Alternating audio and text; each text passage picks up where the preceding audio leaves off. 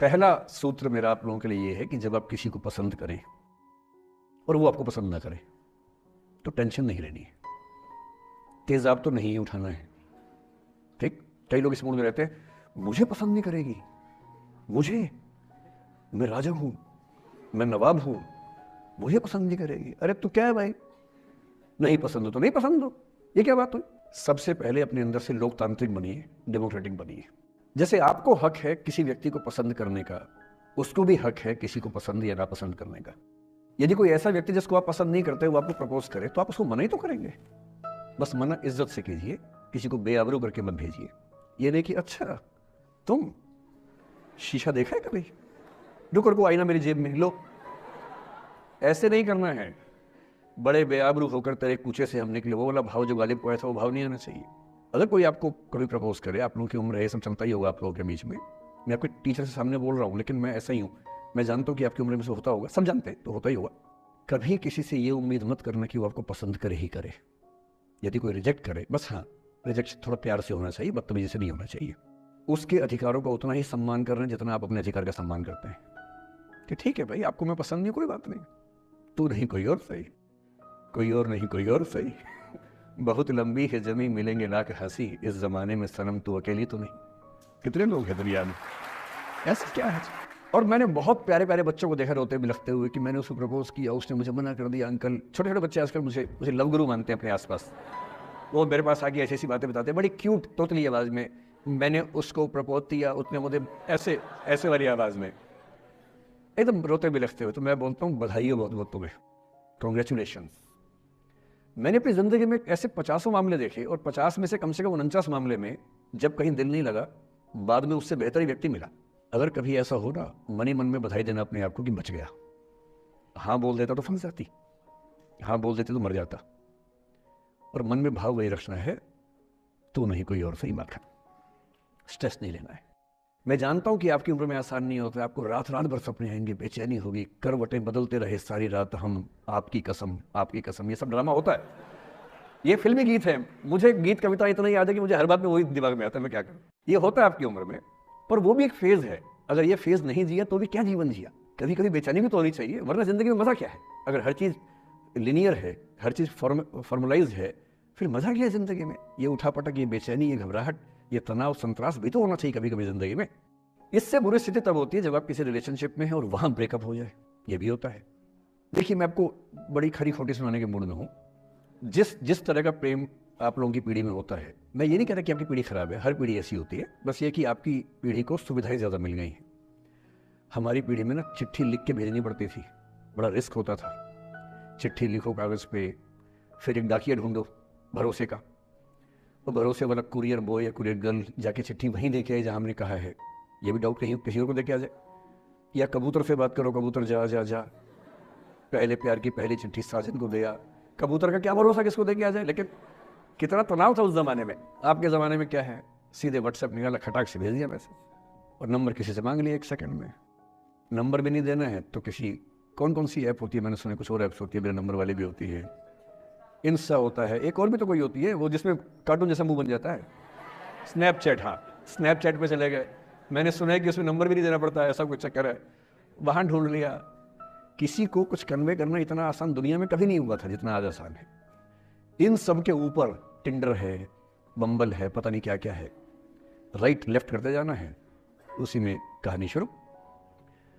पर ये कहानियां जितने हल्के तरीके से शुरू होती हैं, मैं दावे से कह रहा हूं कि 100 में से 99 अट्रैक्शंस 1 से 2 महीने में खत्म हो जाते हैं।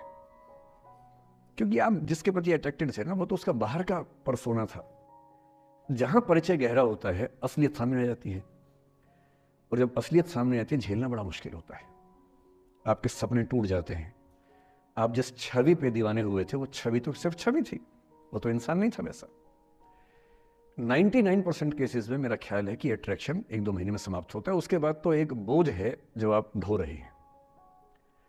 कभी कभी होता है कि दोनों का खत्म हुआ तो बात आसान है, कभी कभी किसी एक का खत्म होता है, एक का नहीं होता है, वहां मामला मुश्किल हो जाता है।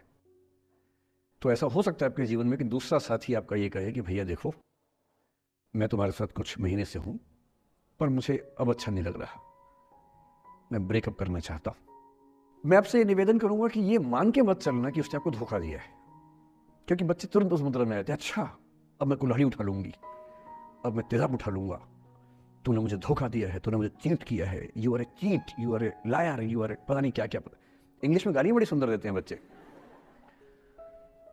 मैं ये कहना चाह रहा हूं कि इस बात की संभावना मान के चलिए कि हो सकता है कि आपके साथ 2 महीने रहने के बाद सच में उसको ये लग जाए कि आपके साथ ट्यूनिंग ठीक नहीं है, या आपको लग जाए कि आपकी ट्यूनिंग उस व्यक्ति के साथ ठीक नहीं है। और किसी मुर्दा को अपने पास पकड़ के रखना उसका मजा नहीं है।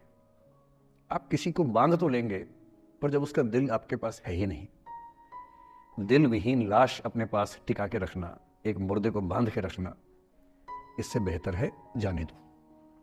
वो अफसाना जिसे अंजाम तक लाना ना हो मुमकिन, उसे एक खूबसूरत मोड़ देकर छोड़ना अच्छा। और एक खूबसूरत मोड़ कैसे होगा? अगर कोई जाना चाह रहा है तो आपके पास 3 ऑप्शंस हैं। एक, ना उसको अच्छे से बात करे ना खराब से बात करे, न्यूट्रल होके जाने दे। एक, उसको धमकी दे, बर्बाद कर दूंगा, छोड़ूंगा नहीं, तू निकल के देख घर से, तेरे एड्रेस पता करवा दूंगा, मेरे साथ 50 दोस्त हैं, मेरे सारे आवारा हैं, सारे बेरोजगार हैं, सारे कुंठित लोग हैं, सारे गुंडे मवाली हैं, उनका धंधा यही है, तेरे पीछे छोड़ दूंगा सबको। एक ही तरीका है। और तीसरा ये कि ठीक है यार, ऑल द बेस्ट, जा सिमरन जा, जी ले अपनी जिंदगी। अरे ठीक है, हो सकता है मैं तुझे ठीक नहीं लगा, कोई बात नहीं, लेकिन किसी से मिलो तो बढ़िया से मिलना, तेरी जिंदगी अच्छी हो। मैं भी ढूंढ ही लूंगा किसी ना किसी को, थोड़ी हेल्प कर दी हो, कहीं इंट्रो करवा दी हो मेरी भी, लेकिन ठीक है तू भी जा। ये होता है खूबसूरत मोड़ देकर छोड़ना अच्छा। चिपकू नहीं बनना है किसी के पीछे, ना बोरा जाना है कि तुम जाओ, मैं तो दीवाना, स्थायी दीवाना हूं तुम्हारा। कोई जब तुम्हारा हृदय तोड़ दे, तड़पता हुआ जब तुम्हें छोड़ दे, तब तुम मेरे पास आना प्रिय, मेरा दर खुला है, खुला ही रहेगा तुम्हारे लिए। वाह। पहले के जमाने में बेरोजगारी का ये लक्षण था। हम जब छोटे थे ये गाने सुनते थे, हम ये सुन के बड़े हुए कि ऐसे ही करना पड़ता है शायद प्रेम में। तो हमारे स्कूल में लोगों ने इसका पैरोडी बनाई, जब कोई तुम्हारा सर फोड़ दे, तड़पता हुआ जब तुम्हें छोड़ दे, तब तुम मेरे पास आना प्रिय, ये क्लिनिक खुला है, खुला ही रहेगा तुम्हारे लिए, तो बस आ जाना। जब कोई तुमको सड़क पे छोड़ दे, गाड़ी अपनी वहां से मोड़ ले, तब तुम मेरे पास आना प्रिय, ये ठेला खड़ा है, खड़ा ही रहेगा तुम्हारे लिए। क्यों भाई, क्यों खड़े रहोगे? बेरोजगार हो क्या?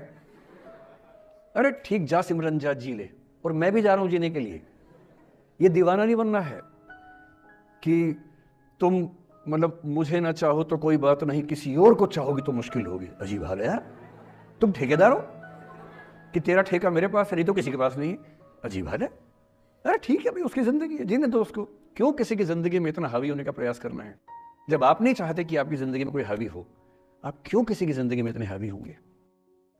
और जब बहुत दर्द हो ना, हमेशा दूसरे के पर्सपेक्टिव से भी सोच के देखिए कि उसको ऐसा क्यों करना पड़ा। क्या पता कोई मजबूरी हो, कभी कभी होती है।